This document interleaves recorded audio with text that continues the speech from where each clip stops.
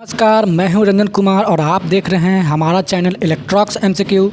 आज हम class 10 science का एक ऐसा चैप्टर पढ़ने वाले हैं जो हमें यह समझाता है कि इस दुनिया में जीवन चलता कैसे है। ज़रा सोचिए, अगर कोई भी जीव अपने जैसा नया जीव पैदा ही ना करे तो कुछ सालों में क्या होगा।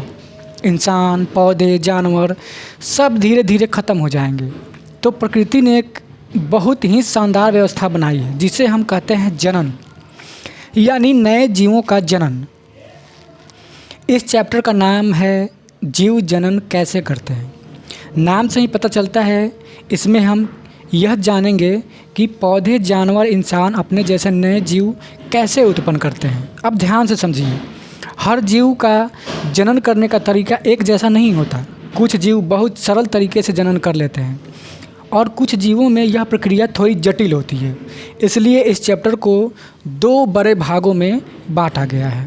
पहला अलैंगिक जनन और दूसरा लैंगिक जनन। अलैंगिक जनन में केवल एक ही जीव नए जीव को जन्म देते हैं। इसमें ना तो नर होता है ना ही मादा। लेकिन लैंगिक जनन में नर और मादा दोनों की भूमिका होती है और यही तरीका हम इंसानों में भी देखते हैं।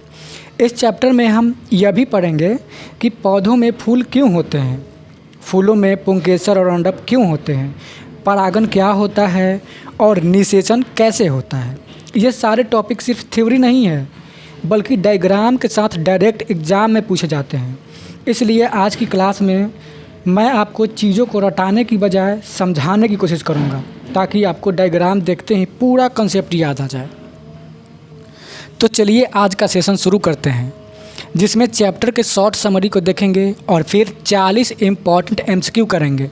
शुरू करने से पहले एक रिक्वेस्ट है कि यदि वीडियो अच्छा लगे तो वीडियो को लाइक करें, दोस्तों को शेयर करें और चैनल को सब्सक्राइब ज़रूर करें। तो चलिए शुरू करते हैं। सबसे पहले जनन की परिभाषा देखते हैं। जनन की परिभाषा, ठीक है। जनन वह जैविक प्रक्रिया है जिसके द्वारा जीव अपनी ही जाति के नए जीव उत्पन्न करते हैं। जनन से जीवों की संख्या बनी रहती है और वंश आगे बढ़ता है, ठीक है। और एक बात और बता दूं कि इसके बाद हम 40 इंपॉर्टेंट एमसीक्यू करने वाले हैं, तो वीडियो के अंत तक ज़रूर बने रहें। अब देखते हैं जनन के प्रकार, ठीक है। जनन कितने प्रकार के होते हैं। तो जीवों में जनन मुख्य रूप से 2 प्रकार के होते हैं, ठीक है। क्या क्या होता है, मतलब जीवों में जनन 2 तरीके से होता है। पहला तरीका होता है अलैंगिक जनन, जिसमें क्या होता है कि लैंगिक जनन नहीं होता, इसमें अलैंगिक जनन होता है। लिंग इसमें क्या भाग नहीं लेते हैं, ठीक है। और दूसरा होता है आपका लैंगिक जनन, ठीक है। एक होता है आपका अलैंगिक जनन, दूसरा क्या होता है लैंगिक जनन, ठीक है। तो सबसे पहले हम लोग देखेंगे कि अलैंगिक जनन क्या होता है। अलैंगिक जनन में क्या होता है कि इसमें ना तो नर कोई होते हैं, ठीक है। इसमें ना तो कोई नर होते हैं और ना ही कोई मादा होते हैं, ठीक है। इसको थोड़ा सा हाँ, ना तो इसमें कोई नर होते हैं और ना ही इसमें मादा होते हैं, ठीक है। इसमें क्या होता है कि 2 कोशिका टूटकर नए जीव का निर्माण करते हैं। इसमें क्या होते हैं, नर और मादा नहीं होते हैं, मतलब कोशिकाएं टूट करके नए जीवों का निर्माण करते हैं। इसके भी अलैंगिक जनन के भी कई भाग होते हैं। जैसे पहला होता है द्विखंडन। क्या? द्विखंडन, ठीक है। द्विखंडन में क्या होता है, द्विखंडन में एक सेल जो है टूटकर 2 भागों में बट जाता है, ठीक है। एक सेल है और वो क्या होगा, टूट जाएगा, ठीक है। और एक तरफ एक अलग जीव बन जाएगा, एक तरफ ये अलग जीव बन जाएगा, ठीक है। तो अलैंगिक जनन में पहला नंबर देखते हैं हम लोग, क्या? द्विखंडन। द्विखंडन में क्या होता है, द्विखंडन में 2 जीव टूट करके 2 अलग अलग भागों में बट जाते हैं और 2 नए नए जीवों का निर्माण करते हैं, ठीक है। अब अगला है आपका बहुखंडन, ठीक है। बहुखंडन में देखते हैं हम लोग क्या होता है। बहुखंडन में इसमें एक जीव कई भागों में टूटकर अनेक नए जीव बनाता है, जैसे प्लाज्मोडियम। इसमें क्या होता है कि एक जीव टूट करके कई भागों में बट जाता है, ठीक है। देखो यहाँ पे दिखाया गया है कि यहाँ पे एक सेल है, ठीक है। यहाँ पे पहले इसमें अंदर विखंडन क्रिया होना शुरू हुआ, या फिर क्या हो गया, बहुत सारा जीव का निर्माण हो जाता है, ठीक है। बहुखंडन ये होता है, ठीक। और अगला देखते हैं हम लोग, अगला क्या होता है, अगला कली द्वारा जनन, ठीक है। कली द्वारा जनन, इस प्रक्रिया में जनक के शरीर पर एक छोटी कली निकलती है जो बढ़कर नया जीव बन जाती है। जैसे ईस्ट में और हाइड्रा में ये जनन होता है, ठीक है। कली द्वारा जनन में किस किस में होता है, ईस्ट और, देखो इसमें क्या होता है कि एक जीव के शरीर से, देखो ये एक जीव है, पूरा ये जीव है, ठीक है।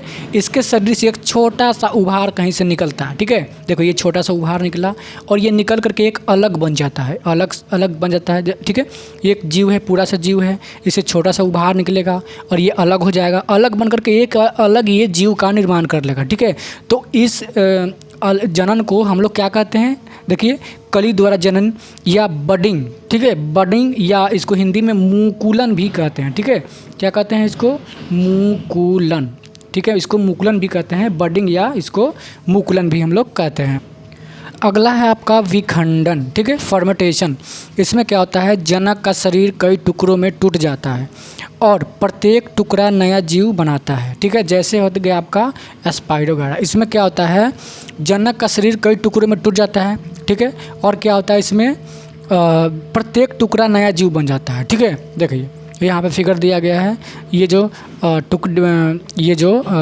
जीव है ये इसका क्या होता है, ढेर सारा टुकड़ों में बंट जाता है और एक नया नया जीव का निर्माण हो जाता है। अगला देखते हैं, अगला है बीजाणु द्वारा जनन, ठीक है। इसमें सूक्ष्म बीजाणु बनते हैं जो अनुकूल परिस्थितियों में नया जीव बनाते हैं, जैसे फफूंद और राइजोपस, ठीक है। इसमें सूक्ष्म बीजाणु बनते हैं और अनुकूल परिस्थितियों में नया जीव बन जाते हैं, ठीक है। जैसे देखिए यहाँ पे फिगर दिया गया है, यहाँ पे क्या हो रहा है, सूक्ष्म बीजाणु यहाँ पे बनते हैं, सूक्ष्म बीजाणु, और ये अलग होकर के अपने अनुकूल परिस्थितियों में क्या अलग अलग जीव का निर्माण कर लेते हैं, ठीक है। अगला हम लोग देखते हैं, अगला है, अब देखते हैं हम लोग क्या, लैंगिक जनन, ठीक है। इससे पहले हम लोगों ने क्या देखा, अलैंगिक जनन। अलैंगिक जनन में क्या होता है कि जीव अलग अलग भागों में टूट करके नया नया जीव का निर्माण करते हैं, ठीक है। अब हम लोग देखने वाले लैंगिक जनन। इससे पहले एक बार और हम लोग अलैंगिक जनन को देख लेते हैं, इसमें क्या क्या होता है। सबसे पहले हम लोगों ने क्या देखा था, द्विखंडन, जिसमें एक जीव दो भागों में बट जाता है और नया नया जीव का निर्माण करता है, ठीक है। उसके बाद हम लोगों ने देखा था बहुखंडन। इसमें क्या होता है, इसमें एक जीव कई भागों में टूटकर अनेक जीव बनाते हैं, जैसे प्लाज्मोडियम हो गया, ठीक है। क्या हो गया, प्लाज्मोडियम हो गया। उसके बाद हम लोगों ने देखा कली द्वारा खंडन या बडिंग। इसमें क्या हम लोगों ने देखा था कि इससे एक उभार निकलता है, जैसे एक जीव है, ये जीव है, इससे क्या होता है, एक उभार निकलता है, उभार निकल कर ये अलग जीव बन जाता है, ठीक है। उसके बाद हम लोगों ने क्या देखा था, उसके बाद हम लोगों ने देखा था विखंडन। इसमें क्या होता है, जनक का शरीर कई टुकड़ों में टूट जाता है और प्रत्येक टुकड़ा नया जीव बनाता है, ठीक है। जैसे स्पाइरोगायरा, इसका फिगर यहाँ पे दिया गया है, ठीक है, इसका फिगर यहाँ पे दिया गया है। और इसके बाद हम लोगों ने क्या देखा था, बीजाणु द्वारा जनन, ठीक है। बीजाणु द्वारा जनन क्या होता है, इसमें सूक्ष्म बीजाणु बनते हैं और अनुकूल परिस्थितियों में नया जीव बनाता है, जैसे फफूंद और राइजोपस हो गया, ठीक है। इसका फिगर यहाँ पे दिया गया है। और अब हम लोग पढ़ने वाले हैं लैंगिक जनन। लैंगिक जनन में क्या होता है, इस प्रकार के जनन में नर और मादा दोनों भाग लेते हैं। इसमें युग्मकों का निर्माण होता है और संलयन होता है, ठीक है। इसमें नर और मादा दोनों भाग लेते हैं, उसके बाद निषेचन होता है, युग्मनज का निर्माण होता है, तब जाके यहाँ पे नए जीव का जन्म होता है, ठीक है। जैसे यहाँ पे हम लोग देखेंगे पुष्पों में लैंगिक जनन, ठीक है। पुष्प यानी कि फूलों में लैंगिक जनन। फूल पौधों का प्रजनन अंग होता है, ठीक है। क्वेश्चन आता है कि पौधों का प्रजनन अंग क्या होता है, तो क्या बोलेंगे, फूल। तो यहाँ पर दिया गया है फूल पौधों का प्रजनन अंग होता है। अब देखिए पुष्प के भाग क्या क्या होते हैं, ठीक है। एक होता है क्या, पुंकेसर। पुंकेसर क्या होता है, नर जनन भाग, ठीक है। मतलब इसमें जो मेल होता है, मेल को क्या बोलते हैं, पुंकेसर। और फीमेल यानी कि मादा को क्या बोलते हैं हम लोग, अंडप बोलते हैं, ठीक है। इस फिगर में दिया गया है, देखिए इस फिगर में डायग्राम दिया गया है। ये जो पार्ट होता है ना, ये वाला फूल तोड़ के आप लोग देखेंगे, ठीक है। ये जो पार्ट होता है ये होता है नर, जितने भी पार्ट है ना ये नर होते हैं। और ये जो बीच वाला पार्ट होता है ये होता है आपका मादा, ठीक है। जैसे इस फूल में ओरिजिनल फूल यहाँ पे दिया गया है, ओरिजिनल फूल, ठीक है। इसमें जो छोटा छोटा भाग है ये नर है और ये जो बीच वाला भाग है ये होता है मादा जनन अंग, ठीक है। और इसमें ये होता है आपका अंडप, ठीक है। तो ये हो गया आपका फूल के भाग। अब देखिए परागन क्या होता है, फूलों में परागन, पुंकेसर से पराग कणों का अंडप तक पहुंचना परागन कहलाता है। मतलब पुंकेसर का पराग कणों का अंडप तक पहुंचना क्या कहलाता है, परागन कहलाता है। यह दो प्रकार का होता है, स्वपरागन और पर परागन, ठीक है। एक स्वयं से परागन होता है, मतलब देखिए यहाँ पे इस फिगर में हम लोग देख सकते हैं कि ये जो फिगर था हाँ, ये जो फिगर था, ये फिगर यहाँ से यहाँ पे क्या होते हैं, यहाँ पे पुंकेसर में क्या होता है, इसके जो नर भाग होते हैं यहाँ से इसमें जाते हैं और इसमें गिर कर यहाँ से ऐसे होते हुए, इस नली से होते हुए क्या होता है, यहाँ अंडाशय तक पहुँचते हैं और यहाँ पे निषेचन की क्रिया होती है। ठीक है,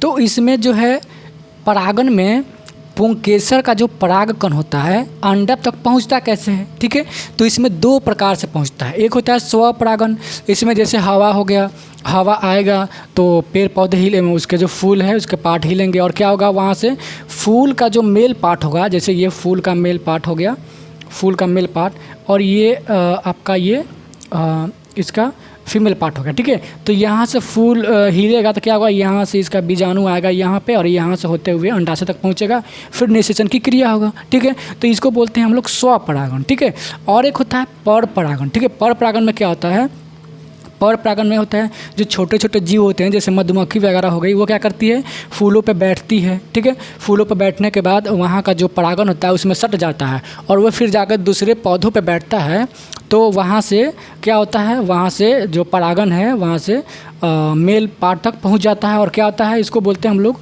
पर परागन। ठीक है, मतलब स्वतः ना होकर के किसी जीव के द्वारा हो तो उसको क्या बोलते हैं, पर परागन, और स्वतः हवा वगैरह के द्वारा होगा तो उसको क्या बोलेंगे हम लोग, स्वपरागन। ठीक है, अब देखिए निषेचन क्या होता है, फर्टिलाइजेशन क्या होता है, नर युग्मक और मादा युग्मक के संलयन को निषेचन कहते हैं। ठीक है, मतलब जब नर युग्मक और मादा युग्मक दोनों मिलते हैं तो उस क्रिया को हम लोग क्या कहते हैं, निषेचन कहते हैं।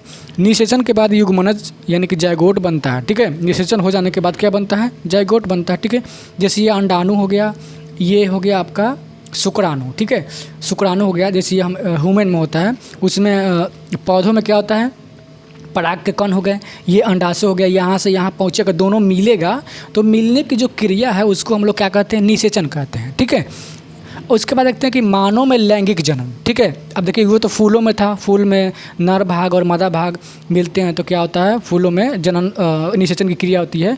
अब मादा में लैंगिक जनन कैसे होता है, मादा में नर और मादा के विशेष जनन अंग होते हैं। ठीक है, मतलब नर के और मादा के दोनों के अलग अलग विशेष जनन अंग होते हैं। नर में शुक्राणु और मादा में अंडाणु बनते हैं। ठीक है, निषेचन के बाद भ्रूण का विकास होता है। ठीक, अब यहाँ पे एक फिगर दिया गया है, वहाँ पर देख लेते हैं। जैसे ये है आपका नर प्रजनन तंत्र। ठीक है, ये है नर प्रजनन तंत्र, ये नर का भाग है, और ये है मादा का प्रजनन तंत्र, ये मादा का भाग है। ठीक है, इसमें क्या होता है, इसमें शुक्राणु का निर्माण होता है और शुक्राणु क्या होता है, वहाँ से इसमें जाते हैं। ठीक है, मादा जनन अंग में जाते हैं और यहाँ होते हुए फिलिपियन ट्यूब से होते हुए यहाँ पे फिलिपियन ट्यूब में निषेचन की क्रिया होती है और निषेचन की क्रिया होकर के फिर यहाँ से युग्मनज का निर्माण होता है। मतलब निषेचन हो जाने के बाद क्या बनता है, युग्मनज बनता है, और युग्मनज बनने के बाद यहाँ पे ये जो गर्भाशय है, गर्भाशय यहाँ पे आके जमा हो जाता है और यहाँ पे भ्रूण का विकास होता है और यहीं से बच्चे का जन्म, ठीक है, यहाँ से होता है। ठीक है, अब इसके बाद हम लोग देखते हैं 40 इंपॉर्टेंट एमसीक्यू जो एग्जाम के लिए बहुत ही महत्वपूर्ण है। ठीक है, क्वेश्चन है आपका कि जीव जनन का मुख्य उद्देश्य क्या है। ठीक है, जीव जनन का मुख्य उद्देश्य क्या है, तो इसका आंसर क्या हो जाएगा, नई संतानों का निर्माण। ठीक है, जीव जनन का आखिर मुख्य उद्देश्य है क्या, तो नई संतानों का निर्माण ही जीव जनन का मुख्य उद्देश्य है। अगला क्वेश्चन है कि अलैंगिक जनन में कितने अभिभावक की आवश्यकता होती है, अलैंगिक जनन में कितने अभिभावक की आवश्यकता होती है, तो आंसर क्या हो जाएगा, एक। मतलब इसमें तो जो दो जीवों की आवश्यकता होती नहीं है, इसमें नर और मादा दोनों एक ही में होता है। ठीक है, अलैंगिक जनन में। ठीक, अगला सवाल है आपका कि ईस्ट किस प्रकार का जनन करता है। क्वेश्चन है कि ईस्ट किस प्रकार का जनन करता है, तो आपका आंसर क्या है, आंसर है आपका कली बनाकर। ठीक है, हम लोगों ने पढ़ा था बर्डिंग वाला। ठीक है, इसमें एक जीव होता है, इसको थोड़ा सा समझा देते हैं। यहाँ पे इसमें एक जीव होता है और यहाँ पे एक कली का उभार होता है। ठीक है, ये निकल करके एक अलग जीव बन जाता है, इसको हम लोग क्या कहते हैं, मुकुलन या बडिंग कहते हैं। ठीक है, कली द्वारा विभाजन। तो ईस्ट में किस प्रकार का विभाजन होता है, आपका कली द्वारा ईस्ट में विभाजन होता है। अगला सवाल है कि बीजाणु द्वारा जनन किसका उदाहरण है। क्वेश्चन है कि बीजाणु द्वारा जनन किसका उदाहरण है, तो आंसर इसका हो जाएगा फंगस। ठीक है, फंगस हम लोगों ने पढ़ा था। फंगस किस जो होता है जिसमें क्या होता है, बीजाणु द्वारा जनन होता है। ये सब क्वेश्चन जो है एग्जाम के दृष्टि से बहुत ही महत्वपूर्ण है, तो इसको हम याद करते जाएंगे। ठीक है, क्या क्वेश्चन आएगा कि बीजाणु द्वारा जनन किसका उदाहरण है, तो बीजाणु द्वारा जनन फंगस का उदाहरण है। ठीक है, अगर ये सब वीडियो आपका अच्छा लग रहा है तो क्या करेंगे, चैनल को सब्सक्राइब करेंगे। अगला सवाल है आपका क्वेश्चन नंबर 5, निम्न में कौन सा अलैंगिक जनन नहीं है। ठीक है, मतलब कौन सा इसमें जनन है जो अलैंगिक जनन नहीं है। तो देखिए तो क्या क्या ऑप्शन दिया है, कली बनना, विखंडन, ये दोनों तो क्या है, ये दोनों अलैंगिक है। स्पोर निर्माण और निषेचन।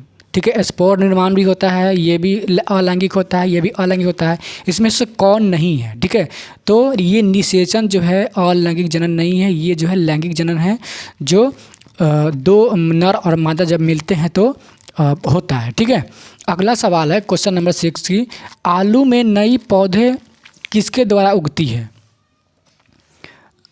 ये आलू में नई पौधे किसके द्वारा उगती है, तो इसका आंसर क्या हो जाएगा, आंसर हो जाएगा आपका तना द्वारा। ठीक है, आलू में नए पौधे तना द्वारा उगते हैं। अगला सवाल है कि द्विखंडन किस में होता है। द्विखंडन किस में होता है, तो द्विखंडन आपका होता है अमीबा में। हम लोगों ने पीछे भी देखा था, द्विखंडन किस में होता है, अमीबा में होता है। अगला सवाल है कि लैंगिक जनन में क्या बनता है। लैंगिक जनन में क्या बनता है, लैंगिक जनन में आपका गैमेट्स बनते हैं। ठीक है, इसी को हम लोग क्या कहते हैं, गैमेट्स को ही हम लोग जाइगोट, ठीक है, कहते हैं। सॉरी, गैमेट्स को हम लोग क्या कहते हैं, इसको कहते हैं हम लोग युग्मनज। ठीक है, अगला सवाल है आपका क्वेश्चन नंबर 9, गैमेट्स के संलयन को क्या कहते हैं। ठीक है, तो गैमेट्स के संलयन को हम लोग निषेचन कहते हैं। ठीक है, गैमेट्स के संलयन को निषेचन कहते हैं। अगला है क्वेश्चन नंबर 10 कि पुष्प में नर जनन अंग, पुष्प में नर जनन अंग को क्या कहते हैं। ठीक है, तो आपका आंसर क्या हो जाएगा, ये परागकोश। जो नर जनन भाग होता है क्या होता है, परागकोश पुष्प में, पुष्प यानी कि फूल में। अगला सवाल है क्वेश्चन नंबर 11 कि कार्पेल किसका भाग है। कार्पेल किसका भाग है, तो आपका आंसर क्या हो जाएगा, आंसर हो जाएगा मादा जननांग। ठीक है, कार्पेल जो है मादा जननांग है। क्वेश्चन नंबर 12 है कि पराग का अंडाशय तक पहुंचना क्या कहलाता है। पराग का अंडाशय तक पहुंचना क्या कहलाता है, तो आंसर क्या हो जाएगा, परागन। ठीक है, बताया था ना हमने कि एक तो स्वतः होता है स्वपरागन और एक होता है पर परागन। स्वपरागन में क्या होता है, पेड़ पौधे जब हवा होता है तो उसका जो बीजाणु है अंडाशय तक पहुंचता है, और एक पर परागन होता है जो जीवों द्वारा पहुंचाया जाता है। ठीक है, तो इसको हम लोग कहते हैं कि यहाँ तो परागन कहते हैं। ठीक है, अगला क्वेश्चन नंबर 13 है, मनुष्यों में भ्रूण का विकास कहाँ पर होता है। ठीक है, तो मनुष्यों में भ्रूण का विकास गर्भाशय में होता है। ठीक है, हम लोगों ने फिगर भी देखा था, मनुष्यों में जो भ्रूण का विकास होता है गर्भाशय में होता है। अगला सवाल है आपका क्वेश्चन नंबर 14 कि टेस्टिस का मुख्य कार्य क्या है। टेस्टिस का मुख्य कार्य क्या है, तो टेस्टिस जो है शुक्राणु को बनाता है। ठीक है, टेस्टिस जो है नर का भाग है मानवों में, जो क्या करता है, शुक्राणु को बनाता है। देखिए यहाँ पे ये है टेस्टिस, ये आपका टेस्टिस है। ठीक है, यही क्या करता है, यहीं पे शुक्राणु का निर्माण होता है। ठीक है, और ये है गर्भाशय जहाँ पे भ्रूण का विकास होता है। हम लोगों ने पिछले क्वेश्चन में देखा था। तो टेस्टिस क्या है, टेस्टिस क्या करता है, तो शुक्राणु का निर्माण करता है। ठीक है, अगला सवाल, युग्मनज क्या है। ठीक है, युग्मनज क्या है, तो युग्मनज दो गैमेट्स के संलयन से बनता है। जब दो गैमेट्स मिलते हैं तो उसके संलयन से क्या बनता है, युग्मनज का निर्माण होता है। अगला सवाल है कि महिलाएं किस अंग में अंडाणु बनाती है। महिलाओं के किस अंग में अंडाणु बनता है, तो आपका आंसर क्या हो जाएगा, ये अंडाशय। अंडाशय में महिलाएं जो है क्या करती है, अंडाणु को बनाती है। ठीक है, इसको देख लेते हैं। देखिए ये जो है अंडाशय है, ये अंडाशय है, यहीं पे अंडाणु का निर्माण होता है। अंडाशय की संख्या 2 होती है, महिलाओं में 2 अंडाशय होते हैं और यहाँ पे अंडाणु का निर्माण होता है। अगला सवाल है कि एक सदनी फूल में क्या होता है, केवल पुंकेसर, केवल स्त्री केसर, दोनों नहीं, दोनों हो सकते हैं। तो आंसर क्या दिया हुआ है यहाँ पे, आंसर डी होगा, दोनों हो सकते हैं, पुंकेसर और स्त्री केसर दोनों हो सकते हैं। अगला क्वेश्चन है क्वेश्चन नंबर 18, किशोरावस्था में शरीर में परिवर्तन किसके कारण होता है। किशोरावस्था में शरीर में परिवर्तन किसके कारण होता है? तो आंसर हो जाएगा आपका हार्मोन के कारण। हमारे शरीर में हार्मोन बनता है जिसके कारण हमारे शरीर में परिवर्तन आना शुरू होता है किशोरावस्था के दौरान। ठीक है, अगला सवाल है क्वेश्चन नंबर 19, मनुष्यों में गर्भाधान की अवधि कितनी होती है? तो आंसर क्या है इसका? ये 270 से 280 दिन तक गर्भाधान की अवधि होती है मनुष्यों में। अगला सवाल है कि मानव शुक्राणु किसके बिना आगे नहीं बढ़ सकता है? मानव के अंदर जो शुक्राणु बनता है किसके बिना आगे नहीं बढ़ सकता है? तो इसका आंसर होगा ए, पूंछ। ठीक है, शुक्राणु कैसा होता है हम आपको बता दे रहे हैं। शुक्राणु ऐसा होता है, ऐसा रहता है और इसमें एक पूंछ बना हुआ रहता है, पूंछ। ये पूंछ के बिना ये आगे बढ़ ही नहीं सकता है। ठीक है, तो इसका आंसर क्या हो जाएगा? पूंछ के द्वारा मानव का शुक्राणु जो है आगे नहीं बढ़ सकता। अगर अलैंगिक जनन में आनुवंशिक विविधता क्या होती है? अधिक होती है, कम होती है, नहीं होती है, अस्थिर होती है। तो इसका आंसर क्या हो जाएगा? नहीं होती है। ठीक है, अलैंगिक जनन में मतलब जब अलैंगिक जनन होता है, एक सेल जो है टूट करके 2 भागों में बढ़ जाता है, नए नए जीवों का निर्माण करता है, उसमें जो है आनुवंशिक विविधता नहीं होता है। ठीक है, इसको याद रखेंगे, सिर्फ लैंगिक जनन में ही आनुवंशिक विविधता होती है। अगला सवाल है कि कोलोन का क्या अर्थ है? कोलोन का क्या अर्थ है? तो इसका आंसर क्या है? आंसर है समान प्रतिलिपि, मतलब सेम प्रतिलिपि, मतलब कि सेम कॉपी हो जाता है। इसमें कोलोन में क्या आता है? सेम कॉपी हो जाता है। अगला सवाल है कि प्लेनेरिया किससे जनन करता है? प्लेनेरिया एक जीव है जो किससे जनन करता है? तो आपका इसमें आंसर क्या हो जाएगा? पुनर्जनन। ठीक है, पुनर्जनन द्वारा प्लेनेरिया क्या करता है? जनन करता है। पुनर्जनन का मतलब क्या होता है कि एक जीव जब 2 भागों में टूट जाए, किसी तरह टूट जाए, तो दोनों अलग अलग जीव बन जाते हैं। ठीक है, अगला सवाल है क्वेश्चन नंबर 24, जलकुंभी का जनन किससे होता है? जलकुंभी जो हमारी तरफ होता है उसमें जो है जनन कैसे होता है? तो इसका आंसर होगा विखंडन द्वारा। ठीक है, विखंडन द्वारा जलकुंभी में जनन होता है। मतलब एक जीव टूट कर ढेर सारे जीव में बट जाते हैं। एक जीव होता है और ये टूट करके ढेर सारे जीवों में बट जाते हैं। जलकुंभी में इसी प्रकार का जनन होता है। अगला सवाल है कि मादा गैमेट कहलाता है। मादा का जो गैमेट होता है, मादा गैमेट क्या कहलाता है? तो उसको हम लोग क्या कहते हैं? आंसर क्या है? आंसर आपका हो जाएगा ये अंडाणु। ठीक है, मादा जो गैमेट है वो अंडाणु कहलाता है और जो नर गैमेट है उसको क्या कहते हैं? शुक्राणु कहते हैं। ठीक है, तो इसमें पूछ क्या रहा है? मादा गैमेट, तो इसका आंसर क्या हो जाएगा? अंडाणु हो जाएगा। अगला सवाल है, इसमें से कौन पुरुष हार्मोन है? ठीक है, पुरुष हार्मोन कौन है? Estrone, progesterone, testosterone, oxytocin. ठीक है, तो इसका आंसर हो जाएगा ये टेस्टोस्टेरोन। ठीक है, क्या? टेस्टोस्टेरोन इसका पुरुष हार्मोन होता है। अगला सवाल है कि गर्भ निरोध का उद्देश्य क्या है? ठीक है, गर्भ निरोध का उद्देश्य क्या है? जनसंख्या नियंत्रण। ठीक है, जनसंख्या ना बढ़े इसके लिए गर्भ निरोध का यूज किया जाता है। ठीक है, अगला सवाल है क्वेश्चन नंबर 28 कि किस प्रक्रिया में 2 माता पिता की आवश्यकता होती है? किस प्रक्रिया में 2 माता पिता की आवश्यकता होती है? तो आंसर क्या आ जाएगा? लैंगिक जनन में 2 माता पिता की आवश्यकता होती है। कली बनने वाला में तो नहीं होता है, द्विखंडन में भी नहीं होता है, विखंडन में भी नहीं होता है। होता किस में है? तो लैंगिक जनन में 2 माता पिता की आवश्यकता होती है। अगला सवाल है कि डीएनए प्रतिकृति कहाँ होती है? ठीक है, तो डीएनए प्रतिकृति आपका नाभिक में होता है। ठीक है, डीएनए नाभिक में होता है। अगला सवाल है कि यौन जनन में विभिन्नता का कारण क्या है? यौन जनन में विभिन्नता का कारण क्या है? तो इसका आंसर क्या हो जाएगा? ये 2 अलग गैमेट्स। ठीक है, 2 अलग अलग गैमेट्स होते हैं, मतलब मेल का गैमेट्स अलग होता है, फीमेल का गैमेट्स अलग होता है, इसलिए जनन में विभिन्नता होती है। ठीक है, विभिन्नता का मतलब कि अलग अलग गुण उसमें मौजूद होते हैं। अगला सवाल है कि परागन का प्रकार इसमें से कौन नहीं है? ठीक है, तो इसका आंसर हो जाएगा ये सी, द्विपरागन जो है परागन का प्रकार नहीं है। अगला सवाल है क्वेश्चन नंबर 32 कि गर्भ निरोध का अस्थायी तरीका कौन सा है? गर्भ निरोध का मतलब बच्चे को रोकने का अस्थायी तरीका इसमें से कौन सा है? तो इसका आंसर क्या हो जाएगा?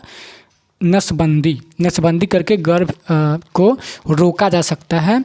ठीक है, बच्चे पैदा करने को रोका जा सकता है और ये सब अस्थायी तरीका है, लेकिन ये क्या है? अस्थायी तरीका है, इसके बाद नहीं होगा। ठीक है, ये सब क्या है? ये कंडोम यूज करना, गोली लेना या IUCD, ये सब क्या है? अस्थायी तरीका है। इसके बाद पुनः बच्चे को पैदा किया जा सकता है, लेकिन नसबंदी जो है एक अस्थायी तरीका होता है। ठीक है, अगला सवाल है पुनर्जनन किसमें संभव है, ठीक है, पुनर्जनन किसमें संभव है, तो आपका आंसर क्या आ जाएगा, ये प्लेनेरिया में पुनर्जनन संभव है। बाकी मानव में संभव नहीं है, कुत्ता में संभव नहीं है, गाय में संभव नहीं है, इस समय तो लैंगिक जनन होता है, ठीक है। तो पुनर्जनन किस में होता है, प्लेनेरिया में, ठीक है। अगला सवाल देखते हैं। अगला सवाल है कि मछलियों में कौन सा जनन होता है, ठीक है। तो मछलियों में होता है क्या, बाह्य निषेचन, बाहरी निषेचन मछलियों में होता है। अगला सवाल है कि परागकण किससे बनते हैं, तो आंसर क्या होगा, ये परागकोश से परागकण बनते हैं। अगला सवाल है क्वेश्चन नंबर 36, डीएनए का पूरा नाम क्या है, देखते हैं डीएनए का पूरा नाम क्या है। तो इसका आंसर क्या होगा, डीएनए का पूरा नाम है आपका डीऑक्सी राइबो न्यूक्लिक एसिड, ये deoxy ribo nucleic acid DNA का पूरा नाम है, इसको याद रखेंगे। डीएनए होता है ये डीएनए, तो ये डीऑक्सी राइबो न्यूक्लिक एसिड, ठीक है। अगला सवाल है क्वेश्चन नंबर 7। अगला सवाल है कि क्लोन में आनुवंशिक गुण, ठीक है, क्या होता है, क्लोन में आनुवंशिक गुण क्या होते हैं, समान होते हैं, क्लोन में आनुवंशिक गुण समान होते हैं। अगला है क्वेश्चन नंबर 38 कि मनुष्य में लैंगिक जनन कहाँ होता है, मनुष्यों में लैंगिक जनन कहाँ पर होता है, तो इसका आंसर क्या होगा, अंडवाहिनी में लैंगिक जनन होता है, ठीक है।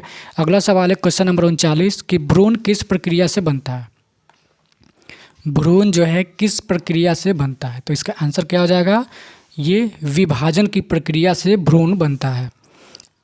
अगला सवाल है क्वेश्चन नंबर 40 और क्वेश्चन अंतिम क्वेश्चन है कि निषेचित अंडाणु को क्या कहा जाता है, जो निषेचित अंडाणु होता है उसको क्या कहते हैं हम लोग, तो उसको हम लोग कहते हैं युग्मनज, ठीक है। तो ये था आज का 40 इंपॉर्टेंट एमसीक्यू। मिलते हैं तब अगले वीडियो में, तब तक के लिए गुड बाय।